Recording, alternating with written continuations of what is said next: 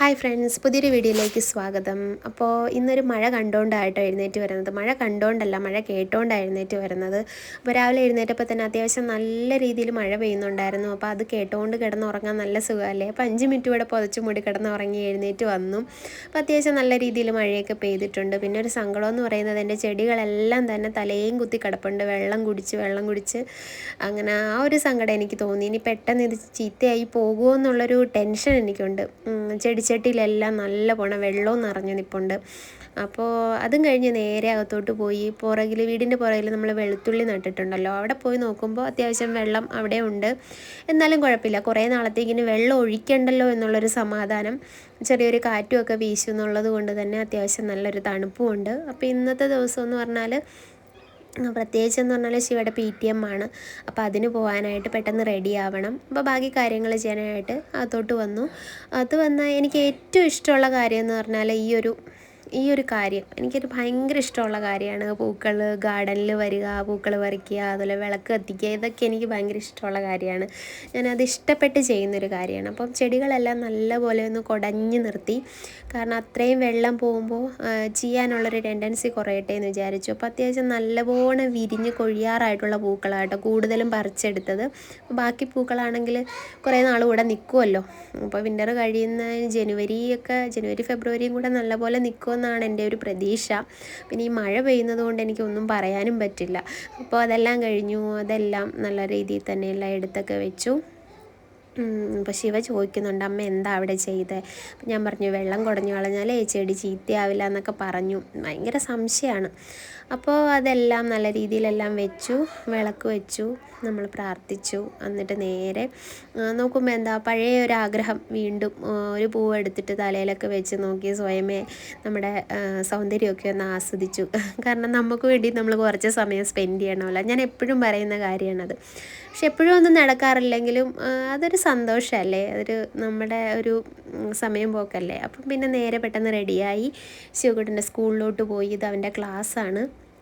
PTM ആണെങ്കിലും വലിയ ക്ലാസ്സൊന്നും അല്ല എങ്കിൽ പറയുന്നെങ്കിലും അത് അവർ നല്ല രീതിയിലാണ് കാര്യങ്ങൾ ചെയ്യുന്നതെന്നൊക്കെ പറയുന്ന കേൾക്കുമ്പോൾ ഭയങ്കര സന്തോഷമല്ലേ. നമ്മുടെ അച്ഛൻ്റെയും അമ്മയുടെയും ആ ഒരു സ്ഥാനത്തേക്ക് നമ്മൾ എത്തുമ്പോഴാണല്ലോ ആ ഒരു ഫീലിങ്സ് നമുക്ക് നല്ല രീതിയിൽ മനസ്സിലാക്കാൻ പറ്റുന്നത്.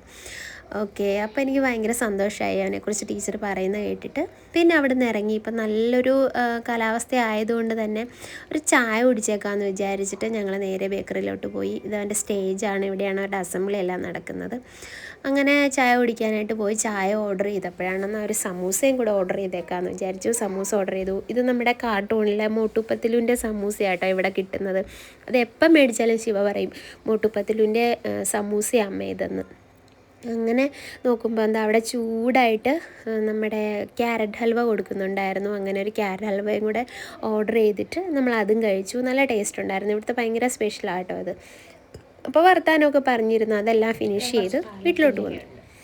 അപ്പോൾ അത് വെച്ചിട്ട് നമുക്കൊരു പരിപ്പും പാലക്കും കൂടെ ഒരു കറി വയ്ക്കാം. പിന്നെ ഉച്ചയ്ക്ക് ചപ്പാത്തിയാണ്, ആർക്കും ചോറ് വേണ്ട, തണുപ്പാണ്. പിന്നെ അത് മാത്രമല്ല, പൊതുവെ ഇവിടെ ചോറാർക്കും ഇഷ്ടമല്ല, എനിക്ക് മാത്രമേ ഇഷ്ടമുള്ളൂ. ശിവകുട്ടനും ഇഷ്ടമല്ല, ഏട്ടനും ഇഷ്ടമല്ല. അപ്പോൾ ഞാൻ വിചാരിച്ചു പരിപ്പും പാലക്കും കൂടെ കറിയാക്കി ചപ്പാത്തിയാക്കാം. ചപ്പാത്തിയാണെങ്കിൽ എല്ലാവർക്കും ഭയങ്കര ഇഷ്ടം. അപ്പോൾ നമുക്ക് ഉണ്ടാക്കിയാലോ. അങ്ങനെ നല്ലപോലെ കഴുകിയെടുത്ത് നമ്മുടെ പാലക്ക് നല്ല ചെറിയ രീതിയിൽ തന്നെ ഞാൻ നമ്മുടെ തോരനൊക്കെ ഉണ്ടാക്കുന്ന രീതിയിൽ അരിഞ്ഞെടുത്തു. അപ്പോൾ എപ്പോഴും നമുക്കിവിടെ ചീര കിട്ടത്തില്ല. ചീര എപ്പോഴും ഒരു ഫെബ്രുവരി മാർച്ച് ടൈമിലൊക്കെയാണ് കൂടുതലും കിട്ടുന്നത്. നമ്മുടെ ചുവന്ന ചീരയും പച്ചച്ചീരയും കിട്ടും. അപ്പോൾ അതിന് പകരമായിട്ട് നമുക്കിവിടെ പാലക്കും വേറെ ഇലകളൊക്കെ കിട്ടും. പക്ഷെ നമുക്കത് യൂസ് ചെയ്ത് എന്തോ ടേസ്റ്റിന് പിടിക്കത്തില്ല. അതുകൊണ്ട് ഇതിൻ്റെയും ടേസ്റ്റ് എനിക്ക് അത്ര ഇഷ്ടമല്ല. പക്ഷെ പരിപ്പുമായിട്ട് വയ്ക്കുമ്പോൾ പിന്നെ ഒരു നല്ല ടേസ്റ്റായിട്ട് തോന്നിയിട്ടുണ്ട്. അങ്ങനെ ഞാൻ ചെറുപയർ പരിപ്പായിട്ടോ ഇതിനായിട്ട് എടുത്തത്. പിന്നെ അതിന് ചേർക്കാനായിട്ട് ഒരു ചെറിയ സബോളയും 2-3 കഷ്ണം വെളുത്തുള്ളിയും ഒരു കഷ്ണം ഇഞ്ചിയും ഒരു ചെറിയ പച്ചമുളകും കൂടെ എടുത്തു.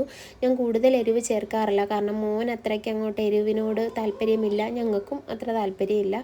അതുകൊണ്ട് തന്നെ പെട്ടെന്ന് തന്നെ അതെല്ലാം ചെറിയ രീതിയിൽ നല്ലപോലെ അരിഞ്ഞെടുത്ത് ഇനി നമുക്ക് വെളിച്ചെണ്ണ എടുത്തിട്ട് അതിനെ ഇതൊന്ന് വഴറ്റിയെടുക്കണം. സാധാരണ നമ്മൾ ചെയ്യുന്നത് രീതി തന്നെ, അതിനൊന്നും പ്രത്യേകിച്ച് സിസ്റ്റമാറ്റിക് ആയിട്ടൊന്നും ചെയ്യണമെന്നൊന്നുമില്ല. അപ്പോൾ ഇത് വെളിച്ചെണ്ണയാണ് കേട്ടോ, ഞാൻ പറഞ്ഞില്ലേ കട്ടിയായിട്ട് ഇരിക്കുകയാണ്. ഞാൻ ഓൾറെഡി അതിലൊരു സ്പൂൺ ഇട്ട് വെച്ചിട്ടുണ്ടായിരുന്നു, അത് എടുക്കാൻ പറ്റാത്തൊരവസ്ഥയായതുകൊണ്ട് വേറെ സ്പൂൺ എടുത്തിട്ട് നമ്മൾ വെളിച്ചെണ്ണ എടുത്തു. അപ്പോൾ നമ്മൾ കടുകിന് പകരം ജീരകമായിട്ടോ ചേർത്തിരിക്കുന്നത്. അപ്പോൾ ഇതൊന്ന് വഴണ്ടി വരുമ്പോഴത്തേക്ക് അതിനകത്തേക്ക് കുറച്ച് മഞ്ഞൾപ്പൊടിയും ഉപ്പും കുറച്ച് മുളക് പൊടിയും കൂടെ ചേർത്തിട്ട് നല്ലപോലെ വഴറ്റിയെടുക്കുക. അപ്പോൾ ആ സമയം കൊണ്ട് ഞാൻ ഇച്ചിരി മല്ലിയില വൃത്തിയാക്കി എടുത്തു. മല്ലിയില ഇതുപോലെ സൂക്ഷിച്ചാൽ ഒത്തിരി നാൾ കേടാകാതിരിക്കും കേട്ടോ. ടിഷ്യൂ പേപ്പർ 2 സൈഡിലും ഇട്ടിട്ട് നമ്മൾ നടുക്ക് മല്ലിയില വെച്ചിട്ട് ഫ്രിഡ്ജിൽ സൂക്ഷിച്ചാൽ മതി. അപ്പോൾ സവോള ഇതെല്ലാം വഴണ്ട് വരുമ്പോഴത്തേക്ക് നമ്മൾ വൃത്തിയാക്കി വെച്ചിരിക്കുന്ന പാലക്ക് ചേർക്കുക. അതും വഴണ്ട് വരുമ്പോഴത്തേക്ക് നമ്മൾ വേവിച്ച് വെച്ചിരിക്കുന്ന പരിപ്പ് ചേർത്ത് ഇളക്കി ഉപ്പ് നോക്കി കറക്റ്റ് ചെയ്യുക. അതിനകത്തേക്ക് നേരെ കുറച്ച് മല്ലിയിലയും കൂടെ ഇട്ട് കറി റെഡി. പിന്നെ ഈ കറിയാണെങ്കിൽ നമുക്ക് പല രീതിയിൽ വയ്ക്കാം. നോർത്ത് ഇന്ത്യൻ രീതിയിൽ വയ്ക്കാം, നമ്മുടെ രീതിയിൽ വയ്ക്കാം. ഞാൻ എൻ്റെ സ്റ്റൈലിലാട്ടോ വയ്ക്കുന്നത്. ഞാനൊന്നും നമ്മൾ നെറ്റിൽ നോക്കിയിട്ടൊന്നുമല്ല, എനിക്ക് എങ്ങനെയാണോ തോന്നുന്നത് ഞാൻ അങ്ങനെ അങ്ങ് വയ്ക്കും. പിന്നെ നമ്മുടെ ഒരു ടേസ്റ്റിൽ നമുക്കിത് വയ്ക്കാം.